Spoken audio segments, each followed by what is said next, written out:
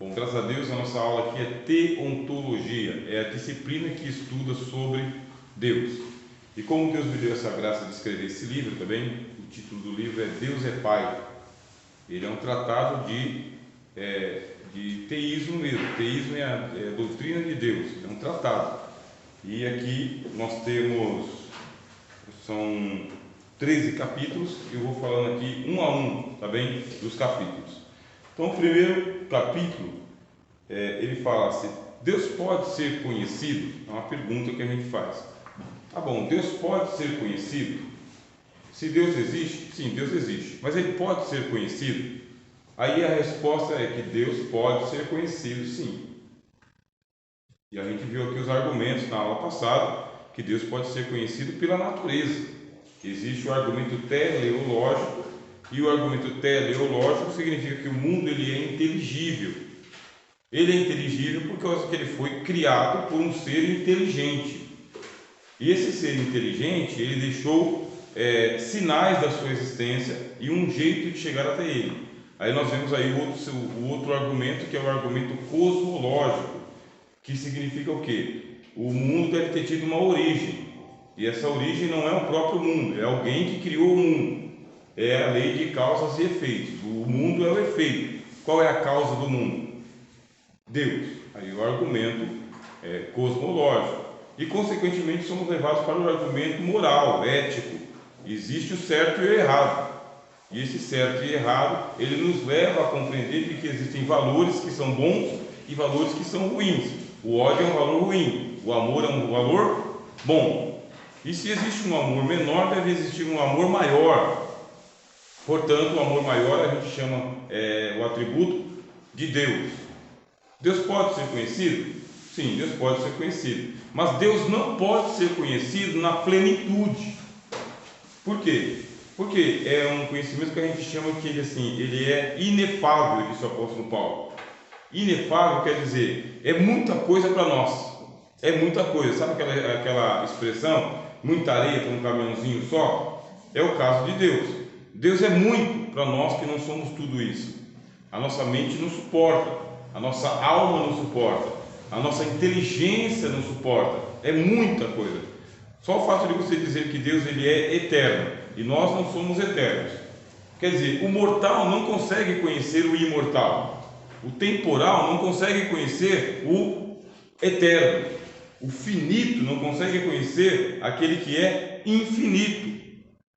O descritível, que somos nós, não consegue conhecer aquele que é o indescritível. O visível, que somos nós, não consegue conhecer o invisível. Quer dizer, a gente não consegue entender uma equação matemática. Quando alguém pergunta para você qual que é a raiz quadrada, aí você já fala, o que é a raiz quadrada? A gente não consegue aprender as ciências humanas, biologia, geografia, a gente não consegue entender tudo.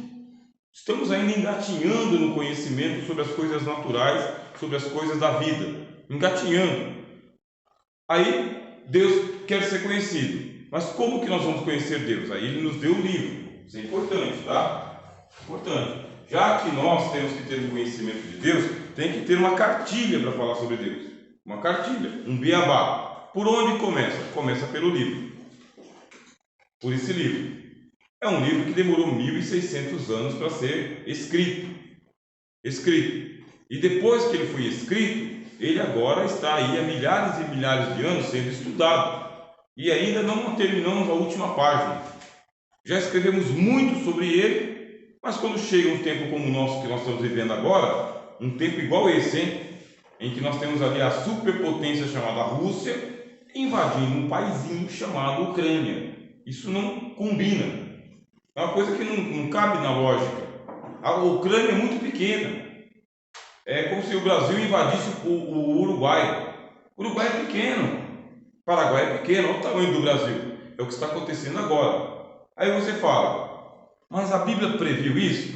A Bíblia previu. Você pega o livro do Apocalipse, você vai para o capítulo de número 16 e diz que existem 4 anjos que estão presos junto ao rio Eufrates. Esses 4 anjos são 4 principados. Principados iguais àqueles que estão lá no livro do Daniel. O príncipe da Pérsia, não está lá no livro de Daniel? Vocês já leram? Príncipe da Pérsia, príncipe da Grécia, Miguel, príncipe de Israel, principados. São 4 anjos principados que estão presos no rio Eufrates.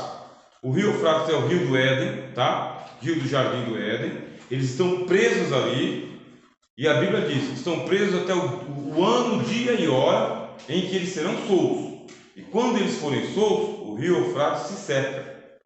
Mas não é se seca literalmente, não é baixar as águas do rio Eufrates literalmente. É uma linguagem profética, é outra coisa. É outra coisa, é igual a prisão dos anjos, é uma prisão espiritual. Agora, diz que quando o Eufrates ele se secar, é preparando o caminho dos reis do Oriente para que eles venham e invadam o Ocidente. Aí você pega as nações que estão do lado de lá do Eufrates, você tem o Irã. Você tem o Irã é a antiga Pérsia. É que eu estou sem meu canetão aqui, senão eu ia desenhar para vocês. É a Pérsia. Quando você sobe um pouquinho no mapa, quem está lá? A China. Quando você sobe um pouquinho mais no mapa, quem está lá? A Rússia. Quando o Eufrates se secar, essas nações elas vão formar uma coligação, quer dizer, uma aliança militar, justamente para poder avançar contra o Ocidente. E quem é que está no Ocidente? Aqueles que apoiam Israel. Então, aqueles que apoiam a nação de Israel, a Bíblia chama de ocidentes. E aqueles que não apoiam a nação de Israel, a Bíblia chama de orientais. E esses orientais são justamente os comunistas, juntamente com os socialistas, e que mantêm ali uma hegemonia justamente ali na Ásia e na Europa. Aí você pega e fala, será que nós estamos vivendo o Apocalipse? Nós queremos conhecer Deus, e a gente não consegue conhecer o livro. Aí, por isso que a gente conclui, Deus pode ser conhecido? Sim, Deus pode ser conhecido, mas ele pode ser conhecido parcialmente, só um pouquinho, não muito, não demais. Nenhum de nós aqui suportaria um conhecimento sobre Deus, nenhum de nós. Tanto é que no final do ministério, um dos apóstolos chega para Jesus e fala, mostra-nos o Pai. E o que Jesus responde? Estou há tanto tempo convosco e não me tendes conhecido? Deus é um desconhecido do seu povo. Deus é um desconhecido do seu povo. É o que está escrito no livro de Oséias. Fui achado por um povo que não me buscava, pessoas que não perguntaram por mim. Foi para esses aí que eu me apresentei. E o próprio livro de Oséias fala, o meu povo perece por falta de conhecimento. Que conhecimento? Conhecimento do Senhor. Assim, o que nós conhecemos hoje sobre Deus, conhecemos, como diz Paulo, em enigma, tá? Na carta aos Coríntios, Paulo fala, hoje nós conhecemos em enigma, olhamos por espelho retrovisor. Sabe aquela travessa que você tem lá na sua casa, lá, de prata, prateada, que você olha assim e a imagem fica distorcida? Paulo fala, hoje nós olhamos aqui para esse espelho distorcido. Hoje nós conhecemos por enigmas, o que nós temos em mãos são profecias, e o nosso conhecimento, ele fala, em parte conhecemos e em parte profetizamos. Esse é o conhecimento possível sobre Deus. Deus não pode ser conhecido na sua plenitude, mas ele pode ser conhecido aos poucos, e de pouquinho em pouquinho é que a galinha enche o papo, de grão em grão. Não é o que diz o ditado popular? Conheçamos e prossigamos em conhecer ao Senhor.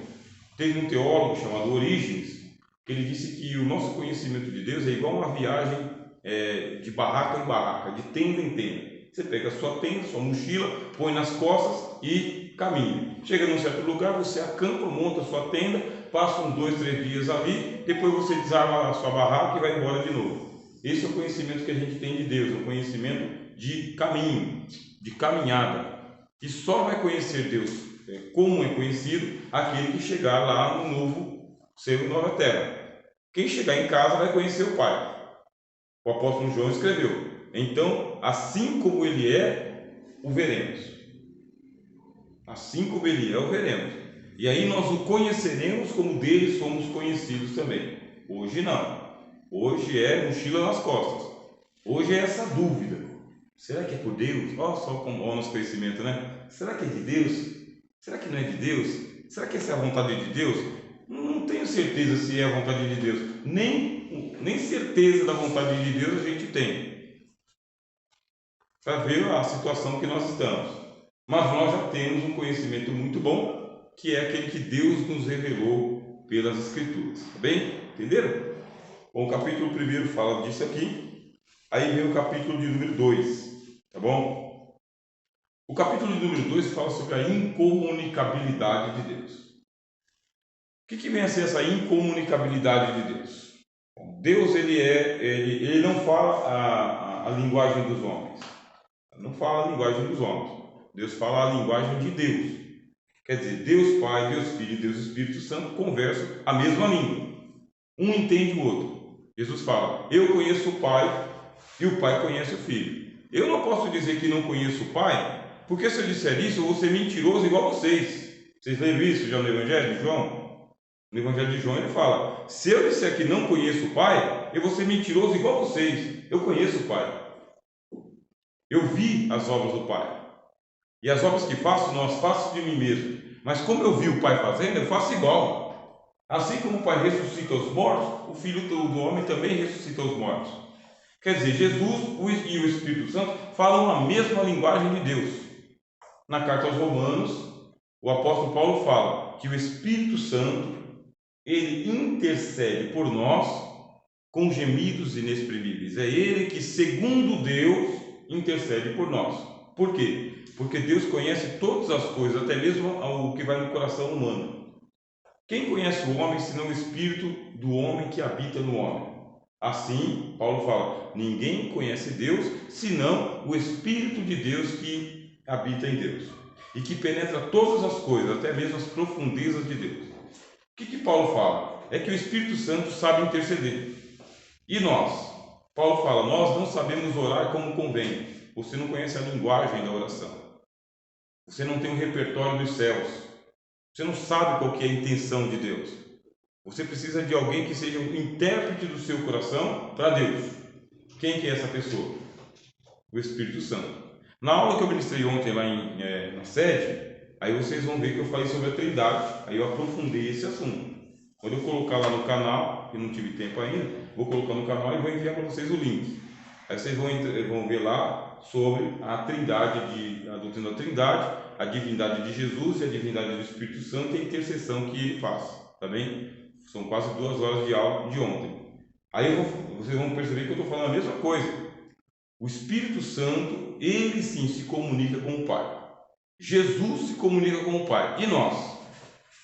Nós, diz a Bíblia, estamos assim no escuro, cegos, tateando para ver se a gente consegue achar. O que Deus fez? Deus deu para a gente aqui um pouco de inteligência, um pouco de sabedoria, um pouco de entendimento. A gente se comunica entre nós aqui. Agora, quando a gente vai se comunicar com Deus, é outra história. A gente não sabe falar a linguagem dos céus. E como faz agora para a gente falar a linguagem dos céus?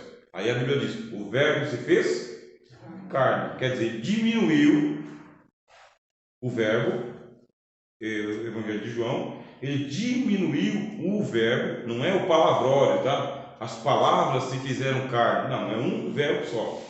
É a singularidade, é uma palavra só. O verbo se fez carne e habitou entre nós.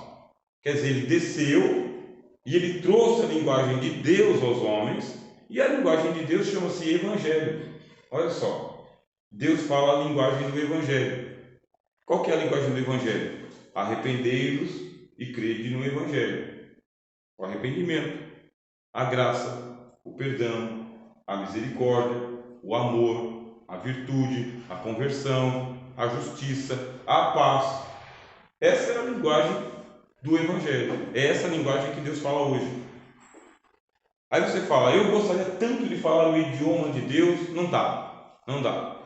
Aqueles que são batizados com o Espírito Santo, ele é a terceira pessoa da Trindade, tá bem? O Espírito Santo é Deus conosco, é Deus em Espírito. Quem é batizado com o Espírito Santo, essa pessoa vai receber o dom de línguas estranhas. Existe o dom de línguas, que é a língua dos homens, e existe o dom de línguas estranhas. Então, o dom de línguas dos homens é para você falar o inglês, tá? Falar o espanhol, o francês, o alemão, língua dos homens, como aconteceu em Atos dos Apóstolos, capítulo 2. Falavam línguas e falavam na língua dos homens. E existe a língua estranha que o apóstolo Paulo fala na primeira carta aos Coríntios, no capítulo 12 e no capítulo 14. Aí Paulo explica. O que profetiza, fala aos homens, porque você profetiza em português. Você não profetiza em hebraico, nem em aramaico, nem em grego. Você profetiza em português. O que profetiza, fala aos homens. Mas o que ora em línguas estranhas, aí Paulo fala com Deus. Como que fala com Deus? Aí Paulo fala, em mistério. Ora em mistério e ninguém o entende. Ninguém o entende. Porque em mistério ele fala com Deus. É uma língua que você pronuncia que não tem tradução também, não tem dicionário. Não tem como traduzir essa língua.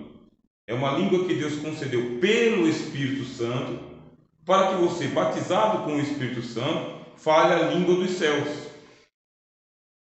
Aí pronto, eu não entendo nada. O senhor pode orar aqui, ó, a senhora pode orar, falar aqui 1000 línguas. Não entendo nada. E o que diz o apóstolo Paulo? Bom, aquele que fala em línguas, ore a Deus para que possa interpretar. Por quê? Porque aquele que ora em línguas, ora bem. É a oração perfeita. Mas o seu entendimento fica sem fruto nenhum. Primeira carta aos Coríntios, capítulo 14, tá? O seu entendimento fica sem fruto nenhum. De tal maneira que é melhor você orar no seu idioma e você estar entendendo o que você está orando, do que você falar 1000 línguas estranhas sem nenhum entendimento. E aquele que ora em línguas estranhas, peça a Deus o segundo dom, que é o da interpretação das línguas estranhas. Interpretação. Se você ora ou profetiza em língua estranha, você tem que interpretar as línguas estranhas.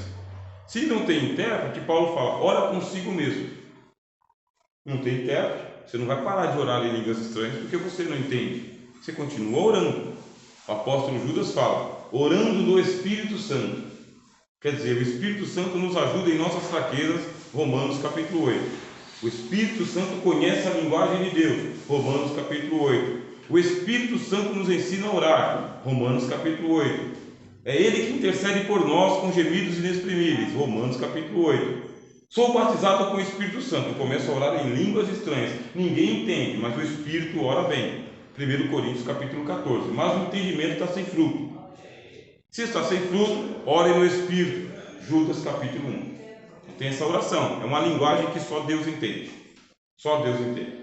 Por isso que a gente fala sobre a incomunicabilidade de Deus. Ele é incomunicável. Se Deus não der para nós uma colher de chá, sabe? O verbo se fazer carne e habitar entre nós. Se Deus não falar em português com a gente, se Ele não se manifestar para a gente através de sonhos, visões, revelações, se Deus não falar conosco de uma maneira usando metáforas, paz do Senhor. Paz Senhor, paz Senhor, boa noite gente, boa noite, tudo bem?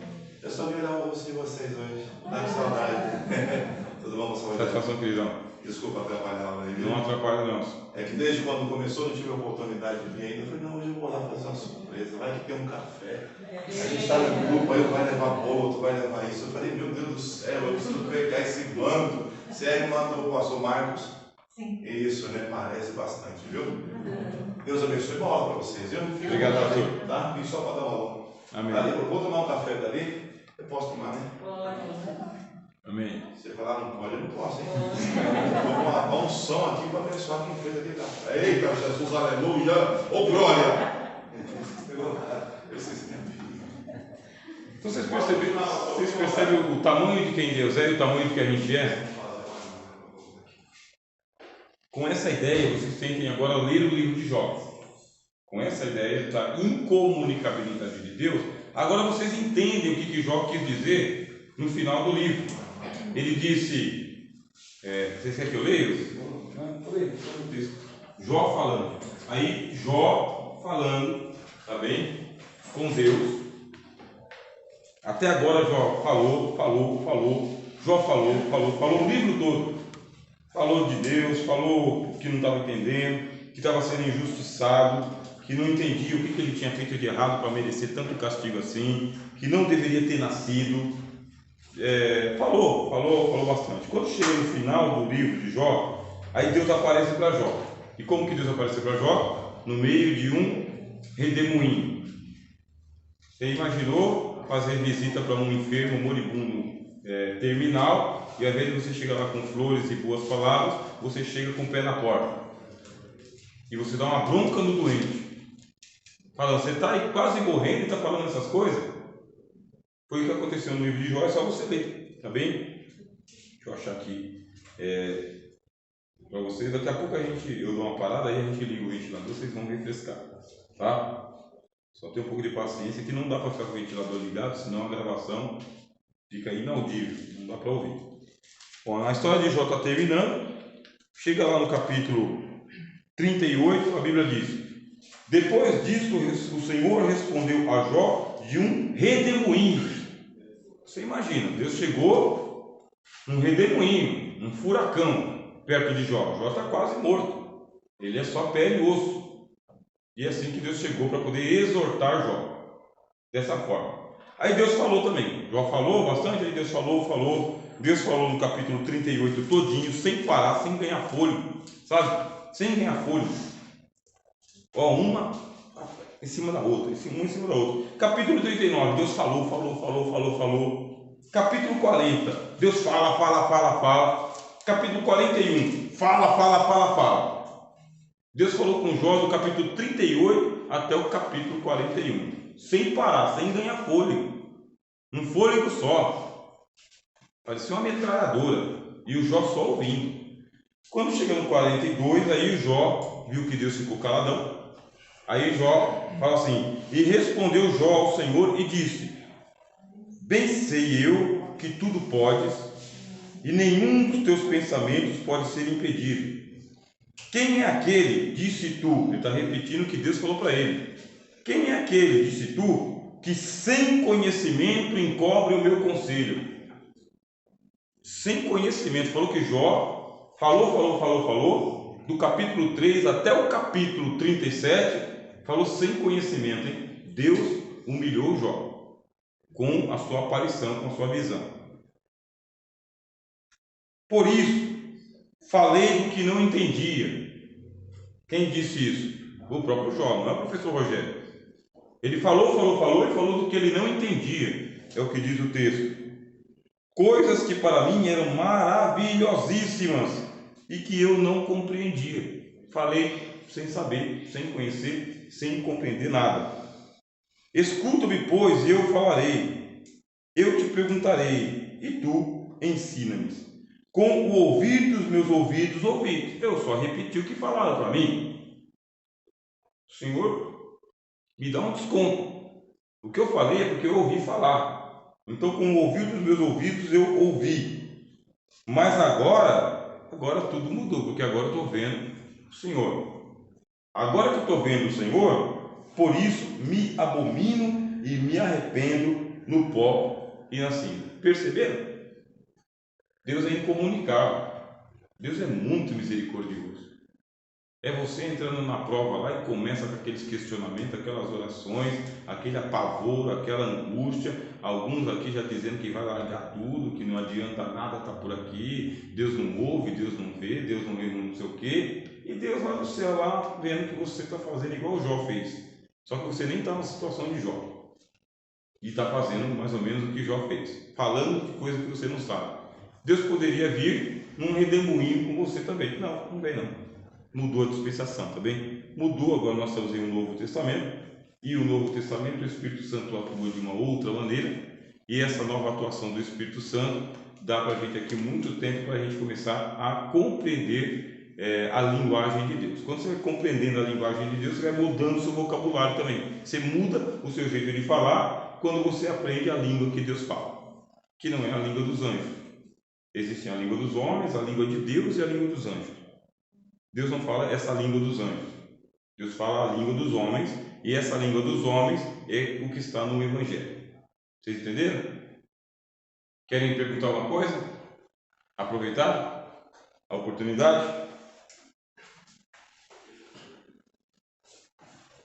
Bom, sabendo agora que Deus é incomunicável, a gente vai para o terceiro capítulo, tá bem? No terceiro capítulo, a gente fala sobre a eternidade de Deus. Deus, ele é eterno. A gente já explicou isso aqui. Acontece que a eternidade, ela é outro mistério, porque Deus é o Criador da eternidade. A Bíblia diz: e o seu nome será Maravilhoso Conselheiro, Deus Forte, Pai da eternidade e Príncipe da paz. Bom, se ele é Pai da eternidade, significa o quê? Que a eternidade tem um início, tem um começo, tem alguém que gerou. Aí vocês vão entrar em contato com uma teologia chamada teologia negativa, tá? Teologia negativa. O que é teologia negativa? Teologia negativa significa, depois que você falou tudo que você queria falar, você ainda não falou tudo que deveria falar. Teologia negativa significa, Deus é santo? Aí a teologia negativa fala, não, Deus não é santo. Como assim? Deus não é santo? Ele é mais do que santo. Mais do que santo, é mais do que santo. Deus é justo? Não, Deus não é justo. Deus é mais do que justo. Deus é eterno? Deus não é eterno. Deus é mais do que eterno. Deus é infinito? Não, Deus não é infinito. Ele é mais do que infinito. Então por que a gente fala que Deus é santo, justo, bom?